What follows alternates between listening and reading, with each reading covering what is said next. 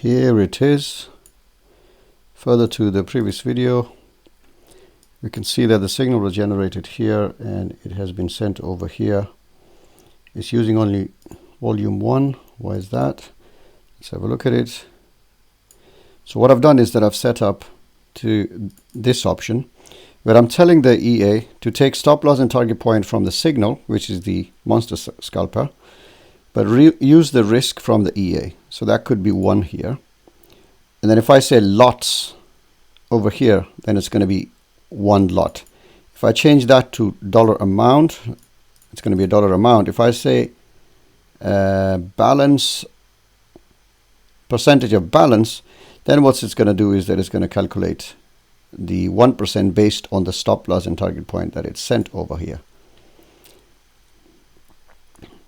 And so this trade has ended. The next trade that comes will be calculated based on, all right, we have a signal here. And it looks like we have not received one to go with this. Let's see why. Okay, expand this. New configuration. I think it was just setting up itself. So it got messed up again. Oh, I see what's happened. So what it's done here is that because I had chosen the EA settings, it miscalculated the stop loss and target point. So let me change that and bring it to what we normally want, which is signal parameters only. Ignore what EA is doing. So then it's not going to mess with this. It's going to still use price for the stop loss and target point. It will consider that. So EA will send stop loss and target point. EA will also send risk in quantity. So we'll use it as that.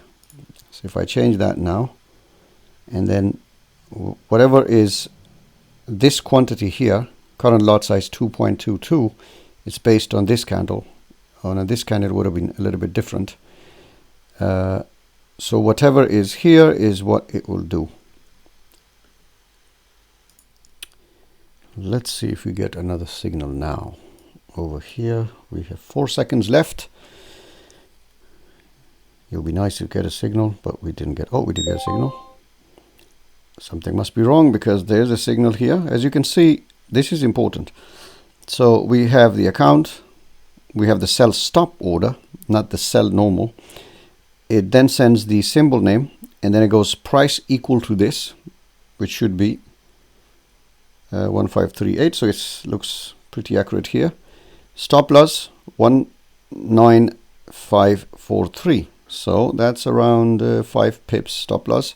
So obviously target point is 36. That's a very small scalping target based on the 1:5. Risk is equal to 20. So it's sending 20 lot risk. And that is probably why it was not accepted here. Let's check. And as you can see, if I'm looking at the error code, normalized price, blah, blah, blah. Let's expand this so you can see 4. Trade request failed, invalid volume. So that means that my broker does not like 20 lots, and I already know that. So let's go to our settings here and change this to something. Now, I mean, it shouldn't be giving me 20 lots, so that's obviously a bug in there. Even though if I change this, it still does the same.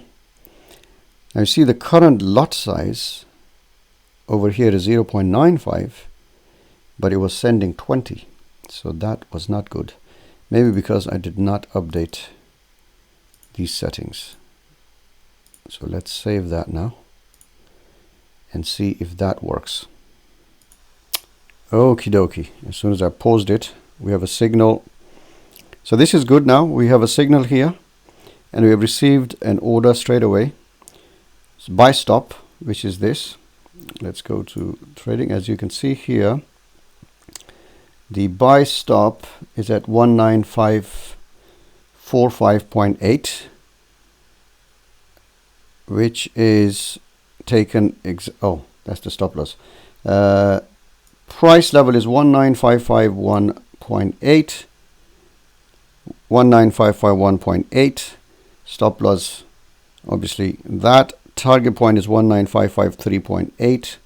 let's check that, 19553.8, and the current price is this. The volume, which is the lot size, is 2.2, and that was sent from using this one. This says 0.2, I don't know, but that's 2.2 that it sent, and it seems to be okay. And it sent another signal as well. It tries to use the cancel short thing, but we haven't managed to get that working. It should have, so when it starts working, it should cancel the previous order and leave the first one. And at this stage, if everyone has managed to get to this, where you can just send stop loss, target point, and that order, it doesn't matter what lot size it sends, because that we haven't coded yet. That's the objective of this phase completed. Next one, we will make sure that lot size is correct, and then also make sure that when these kind of things happen, you know, like when you have first signal, we take that order, and its lifetime should be only 1. If there's another signal, it should cancel that one.